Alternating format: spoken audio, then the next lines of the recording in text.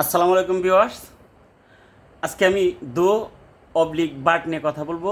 দো এবং বাট এই দুইটি কনজাংশন দ্বারাই দুইটি বিপরীত আইডিয়াকে জয়েন করতে ব্যবহৃত হয়। দুটি বিপরীত আইডিয়া, টু অপোজিট আইডিয়াকে আমরা সংযুক্ত করতে অলদো অথবা বাট ব্যবহার করি। অলদো ব্যবহার করি হচ্ছে কমপ্লেক্স সেন্টেন্সে, কিন্তু বাট ব্যবহার করতে হয় কম্পাউন্ড সেন্টেন্সে।